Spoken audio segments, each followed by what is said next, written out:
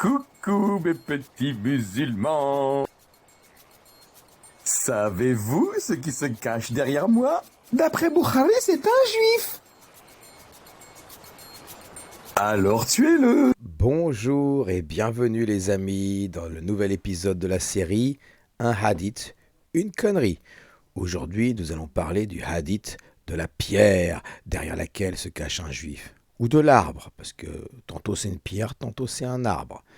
Encore une fois, je vais laisser parler des personnes beaucoup plus compétentes que moi, comme par exemple ce fameux imam de Toulouse, qui a été malheureusement expulsé après avoir récité ce hadith lors de l'un de ses prêches. Oh, comme c'est bizarre. أخبرنا بالمعركة الفاصلة المعركة الحاسمة لا تقوم الساعة حتى يقاتل المسلمون يهود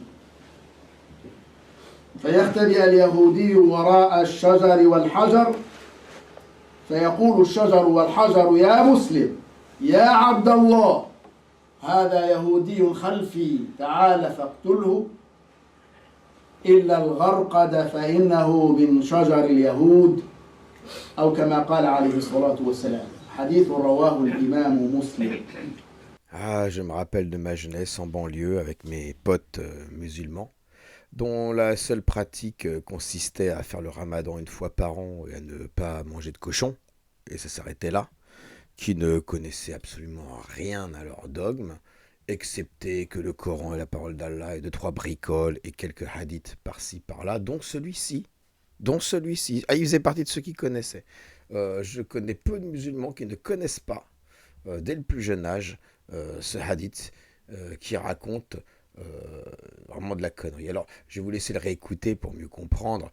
Alors, par une autre personne, bien sûr, c'est toujours mieux de varier les conférenciers. Alors, je vous laisse écouter. لما قال عليه الصلاة والسلام إنه لن تقوم الساعة حتى يقاتل المسلمون اليهود قال فيقتلونهم حتى يقول الشجر والحجر يا مسلم يا عبد الله هذا يهودي ورائي فتعال فاقتل. ماذا يوحي إليك لما تسمع حتى يقول الحجر والشجر؟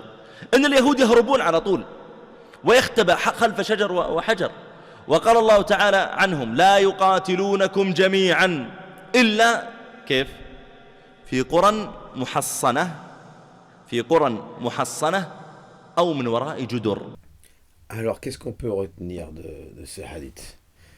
À part que, effectivement, les musulmans considèrent les juifs comme des lâches, incapables de se défendre, qui vont se cacher derrière des arbres, malgré le fait qu'ils leur ont foutu de grosses branlées ces dernières décennies, dont la guerre de Kippour, d'accord? Bon, c'est pas grave dans l'imaginaire alaïste, le juif est un lâche qui se cache. Et le musulman, par contre, il est nul à cache-cache.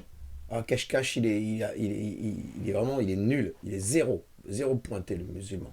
Le juif, il va se cacher derrière un caillou, il va dépasser de 1 mètre du caillou, le musulman, il ne le voit pas. Alors le caillou, il en a marre à la fin. Il a dit, c'est bon, qu'on en finisse, c'est la fin du monde, vas-y, il est derrière moi, il est là, vas-y, tue-le. Voilà. Le juif, il est désarmé, caché, derrière un arbre, un caillou. Le musulman, c'est quoi son rôle là-dedans, avec son épée? C'est d'attendre que le caillou ou l'arbre, ils disent, c'est là, viens ici, ah bon, et j'arrive, et chla, voilà. C'est terrible ce hadith. Il est terrible à tous les niveaux. L'image du juif en islam, comme l'image du musulman en islam, les deux sont détériorés à un point.